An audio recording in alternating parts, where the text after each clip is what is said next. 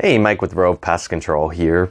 And with the temperatures getting colder, have you ever wondered, does the frost kill off the insect populations, or as it gets cold, do all the insects die off? Well, today's video we're going to cover, does that really work and does it get rid of all the pests? So stay tuned.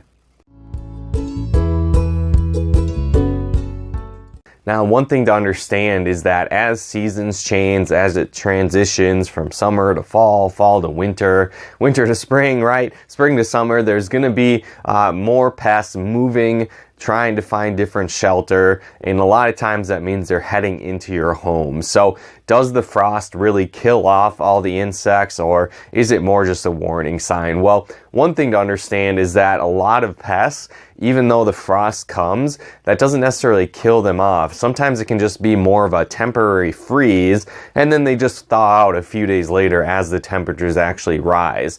You know, one pest in particular, mosquitoes for example, they'll lay their eggs in stagnant water, and that water can even freeze throughout the winter with those eggs inside, and then as temperatures warm up and starts to thaw out, those eggs can start to hatch and mosquitoes can come out. So again, it doesn't necessarily mean that the colder temperatures actually kills off pests. Often they kind of go into more of a hibernation mode, and then they just come out when the temperatures start to warm up again.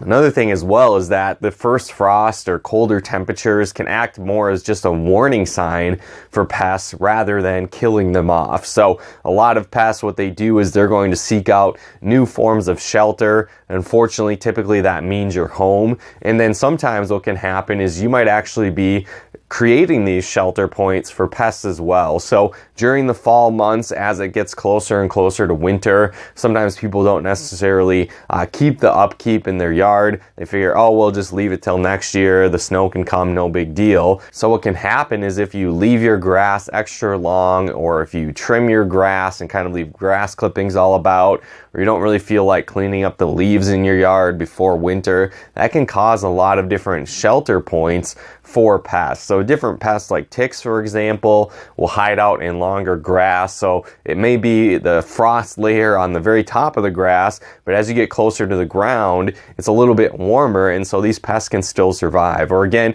if you're leaving leaf piles out and about or grass clippings around your yard, that can create kind of an insulation buffer zone for pests as well. Now, this can also happen even after the snow falls. So if there's a tall grass or leaf piles, again, it creates that insulation and kind of a barrier between the snow and the ground, and that becomes a safe zone for pests. And the third thing that can happen when the frost comes or temperatures drop is a lot of pests will actually dig deeper into the soil and be able to survive there. So as winter comes, as temperatures drop and the frost comes, a lot of pests still remain active.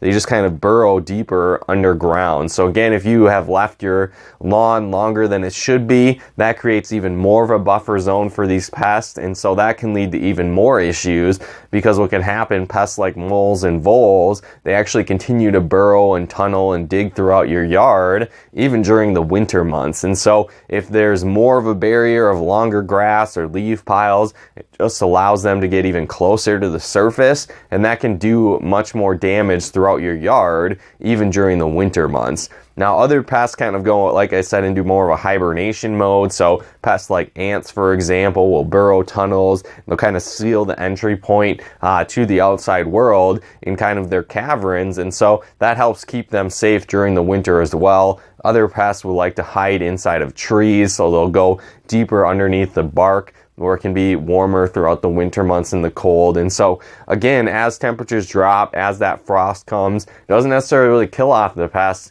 In most cases, it causes pests to actually go on the hunt for better locations to live. And again, in most cases, that ends up being your home or your yard if you don't take the proper precaution steps. So one thing we definitely recommend is setting up a barrier treatment around your home as it shifts into winter, as that's coming, because what happens is these pests are going to enter your home and various entry points, and then what happens if you don't have a barrier treatment, they can go left unchecked, they continue to nest and breed, and the numbers grow up, and then come springtime, those pest populations can start to cause issues in your home. So by setting up a barrier treatment, treatment.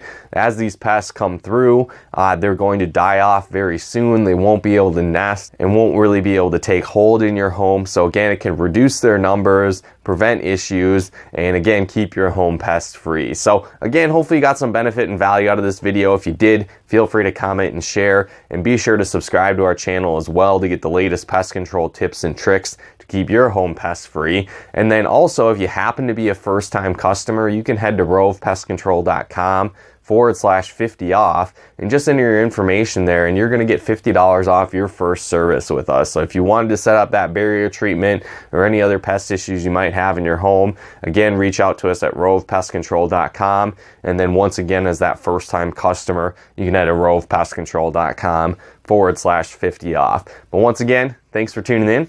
We'll talk to you more soon.